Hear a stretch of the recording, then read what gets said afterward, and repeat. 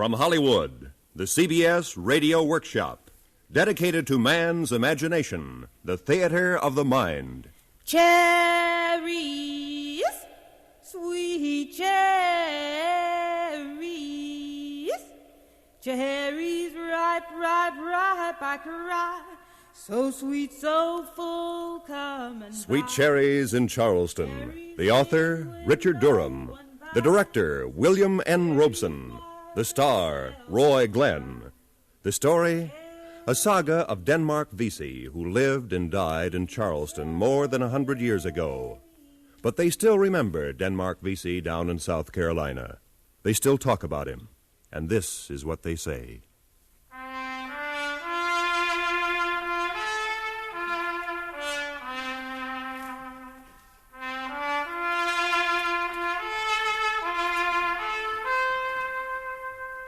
They say he walked as though he was the only free man in the courtroom.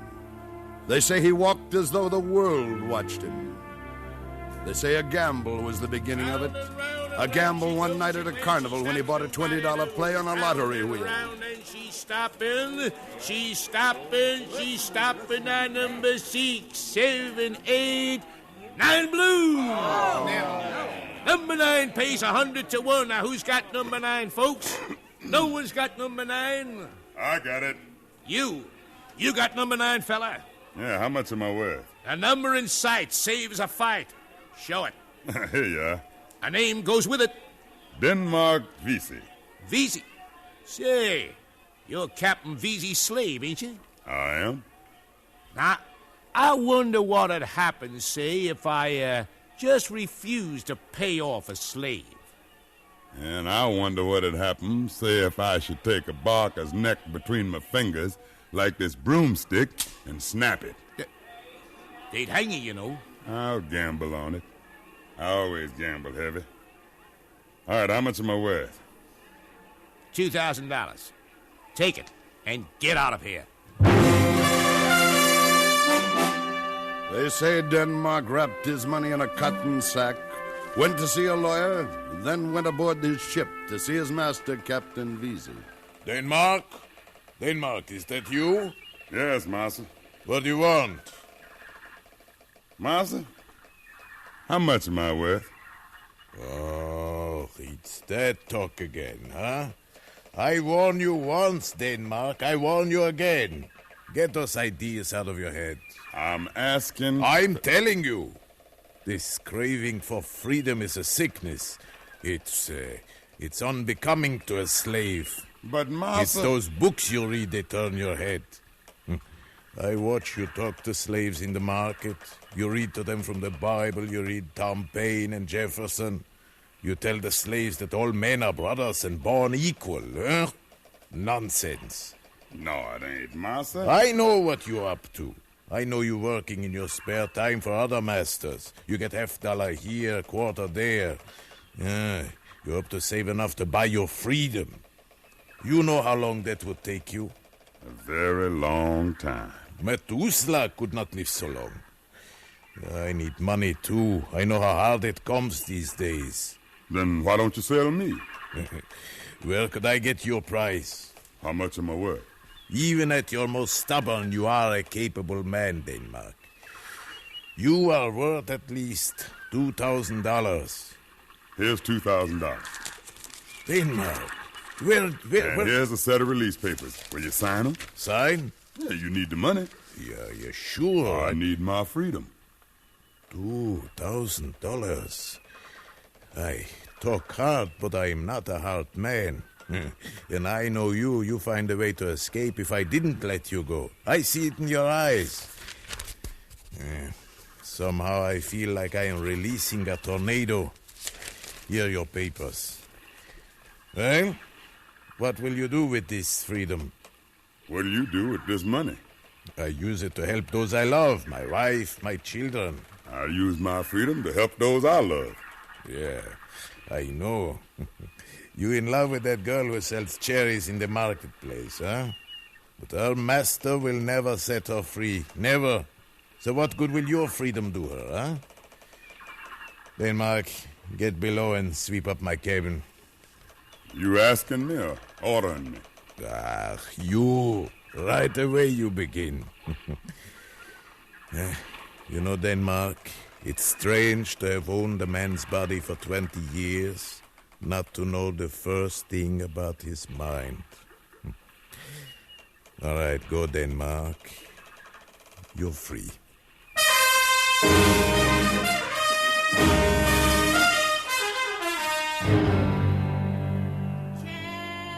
Cherries, sweet cherries,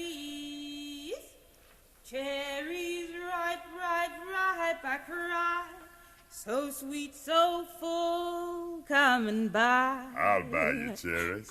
Denmark, All of them. how can you afford cherries? Yesterday I was a slave, Annie. Today I'm a free man. Then it's true about your luck. That can be the same kind of luck for you, Annie. You talk like a jackass. Where'd I get enough money to buy myself? Oh, it ain't the money alone that makes a person free. Money did all right by you. In a gamble. And I know a bigger gamble. Would you gamble? If the stakes were right. If the stakes was freedom. If I could show you that every slave in Charleston is ripe to rebel, to build a new life where all men are equal, where a man could marry the woman he loved without fear of having her torn from him in the night, or sold from out of his arms, would you gamble for that? Are my cherries red? Blood red. My stakes are in.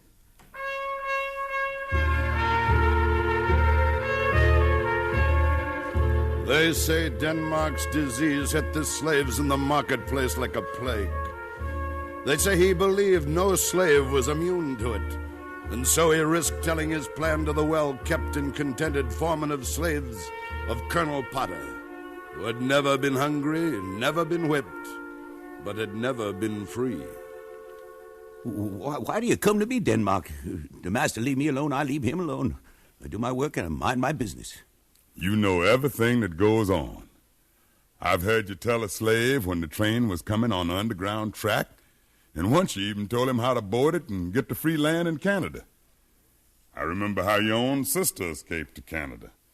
I heard... Don't you talk that way around here. Roller, you've worked well for your master. Now work well for yourself. You know every slave that handles a horse. The day'll come when we'll need 'em. Will you be with us? How'll I know when the day come? When we're strong enough. If you come and bring all those that follow you, we'll have more than 1,000. If I go to them, they'll come, but there are others who only follow the leader of the slave called Peter Poyas. He's a man of the gospel and a man of peace. If you could get Peter, it would be worth a chance. I'd come if he come. You go to your friends. I'll go to the slave called Peter.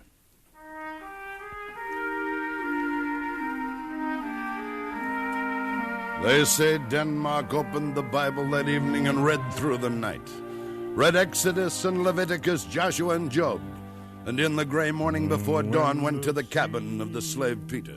I'm marching in. Oh, when the saints come marching in. Oh, Lord, I want to be in that number. Morning, Peter. Well, morning, Denmark. Peter, I've been reading the Bible all night. I read it every night, Denmark. I've been reading the words of Ezekiel and of Zechariah. Yeah, I know the words of Zechariah. Then you know he said, Behold, the day of the Lord cometh, and thy spoil shall be divided in the midst of thee.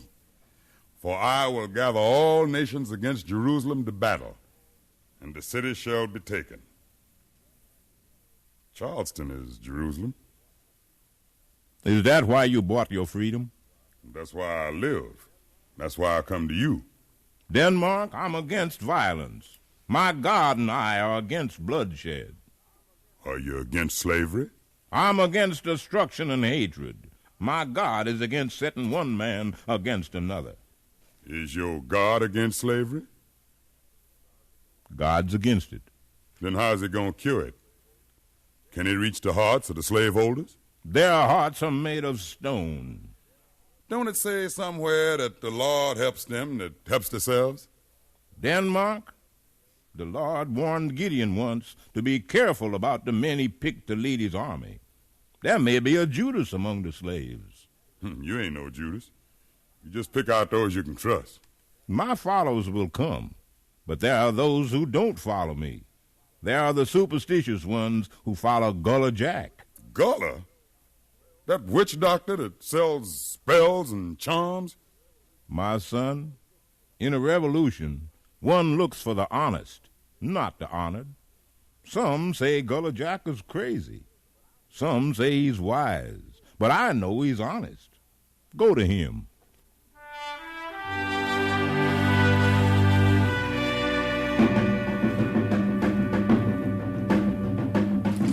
Who that? By a charm, you should come at night. Cast a spell, come only in the twilight. Who that? Oh, it's you. Denmark Vesey, the disbeliever. Why do you come here? Gullah, I want you to cast a spell that'll make the slaves know the land is theirs as much as their masters. Tie together black men and white men in a common fight to free every man in Charleston. Cast a charm that'll bind them together like a Gideon's army to strike when the hour comes. Now, if you the wizard they say you are... So, this is the reason you're here. Is there a better reason? There are better men than I to do what you want. Go back to your books. Leave me alone. But Gullah... I know you, Denmark. You come to laugh at me. You say, witch doctor, cast me a spell to make men free? Maybe I'm crazy. Yes, maybe. But I ain't no fool. But you, Denmark, you should have stayed a slave if you believe the masters can be changed by a spell. If I could cast a charm to free a man, wouldn't I cast one to free myself? Listen, Gullah. I read one time of a giant who fell asleep in a foreign land. And while he slept, hordes of little men tied him with ropes and chains. And as long as the giant was asleep, he's a slave.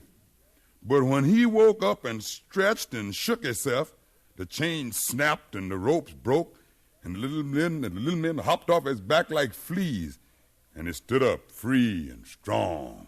Now the slaves are giants, and the justice that's in the heart of every fair-minded man in this land, justice is a giant. The masters are the little men. When the slaves wake and stretch, they'll be free. And you can help them waken. I see. Maybe I can help. Maybe I... Who's that? Hold your place, Denmark. That's my master. He's a word man. He comes at night for a sleeping spell. I'll give it to him. Then we'll awaken the giant. They say Denmark and Gullah Jack Rollerhard and Peter Poyas made a pact to wake up the giant and put the slaveholders to sleep. They say month after month the fever spread, infecting thousands. The fever of freedom. And the day was near when Denmark's disease could not be quarantined. They say Denmark gathered his leaders together in the hayloft of a lonely barn to fix the hour. Roller, you done got together the horses and riders? Every slave who handles a horse will be ready to pull cannons once we get them. Gullah? I've been in the arsenal. I cast a spell for the captain just yesterday.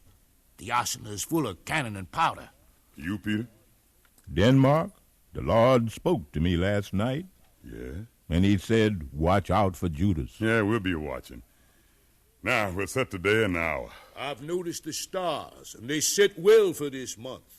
Tomorrow the moon hangs low, and it'll be blood red. I've watched the way the militia moves, and we'll have to move quicker. Denmark!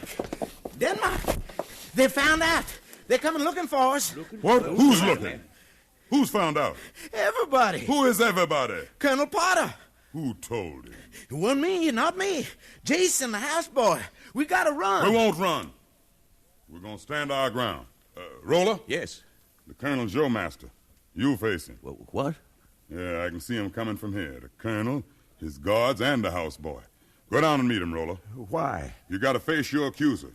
You gotta out-talk him or we'll all hang. Now go on. Shall I cast a charm for Roller? Let Roller cast his own charm. Go on down, Roller. Face him. They say Denmark waited in the loft while Roller climbed down the ladder and walked to the door to face his accuser. They say at that moment the colonel had the revolt resting at his gunpoint. Master, come in. You needn't say master to me anymore. When this is done, you'll be dead. Dead? Yes, dead. Jason told me about the plot. Before you die, you'll give me the name of every leader and recruit in your rebellion. What are you talking about, Master? Jason? Yes, Master? Jason, tell Roller what you overheard.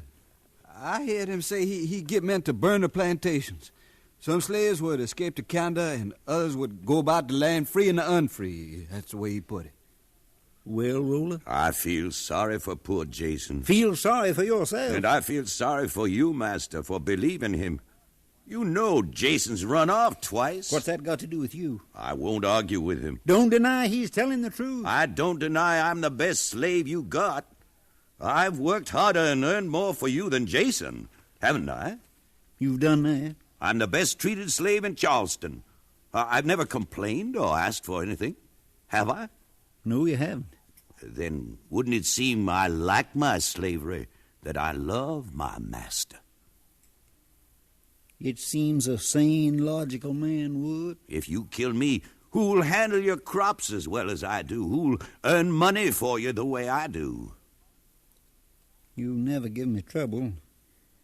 It don't seem natural you'd start now. No, Master, it don't. Jason? Yes, Master? I'm going to teach you a lesson for trying to stir up trouble. But, Master... Guard, take him to the yard. 30 lashes. I didn't do nothing.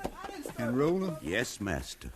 Roller, you'd better be telling the truth, or there'll come a day. Yes, Master. There is coming a day.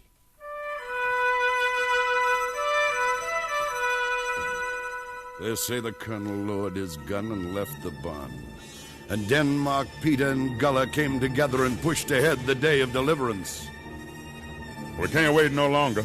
They'll call up the militia for show now. We gotta beat them to the arsenal. We move tonight. If the militia gets there first, should we turn back? This road leads only one way, to liberty or death.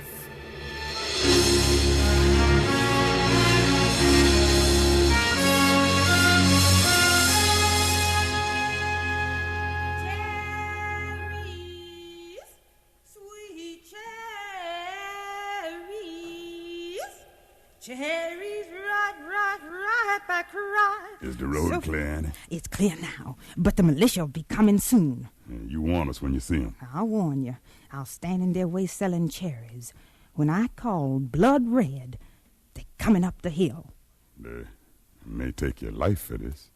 My life is your life, Denmark. Now let me sell my cherries. We'll see what we can buy over at the arsenal. Peter, you ready? The Lord has spoken. Gullah? Twist your neck, tap your knee. When the moon goes down, we'll be free. All right, let's move. When the moon comes down to blood, oh, when the moon comes down to blood. Oh, They say a red moon hung low over Charleston. They say Denmark led, Peter sang, and the slaves fell in behind the moving men. They say on plantations and farms, in cabins and houses 100 miles around, men waited to hear the arsenal crack. But they say the militia got there first and charged through the marketplace before Denmark got to the gates of the arsenal. They say you could hear the cherry woman cry when her eyes caught sight of the soldiers. Blood red cherries, blood red cherries.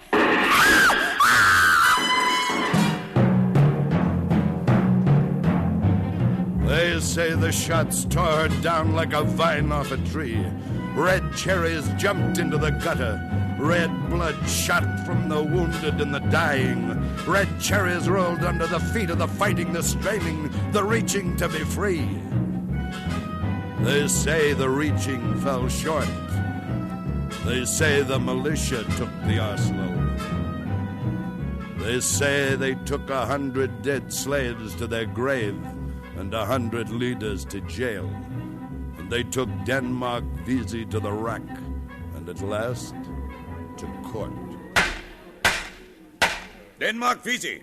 Yes, Your Honor. Before I pass sentence, do you have anything to say to explain your crimes?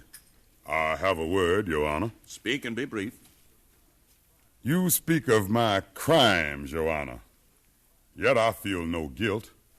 On the contrary, I felt to be idle while other men yearned to be free was wrong. So I was not idle. Others talked, I acted. I'd act again. Order! Is that all you can say to explain your treachery? Your Honor, what you call my treachery began when I read the Declaration of Independence, when I read what Benjamin Franklin, Thomas Paine, Lafayette, and Jefferson said and did. And their words warm my blood. They said, each of us belong to each other, even you to me and I to you. Therefore, is there a man born of woman who is not my brother? Is there a woman born of suffering who is not my sister? Is there a price for such humanity? When I was a slave, I discovered my price and I paid it. If today my life is the price I must pay, I shall pay. For somewhere there's another life and another day. Such a day when justice becomes a giant, when to be human becomes a habit. Such a day our children shall see, as bright as the cherries they sell in the market, as bright as the cherries of the woman I loved.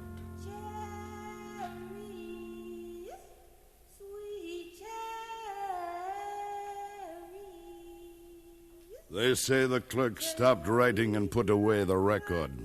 The court called for the highest price. The hangman's hand tightened, then relaxed on the rope.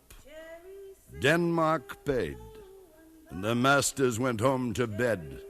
But they say Gullah Jack in his cell cast a spell, and no master slept well. For they say the giant was awake, and the giant never slept again, till all the slaves were free. That's what they say about Denmark Vesey.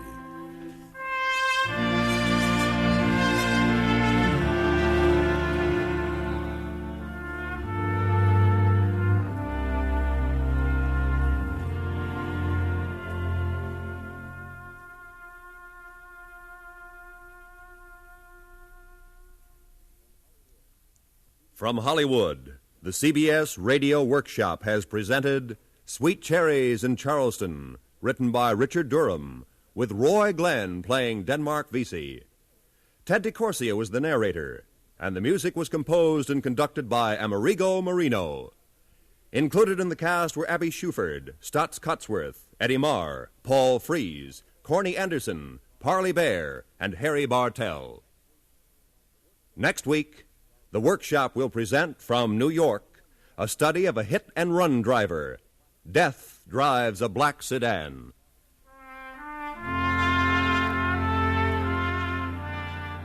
This is the CBS Radio Network.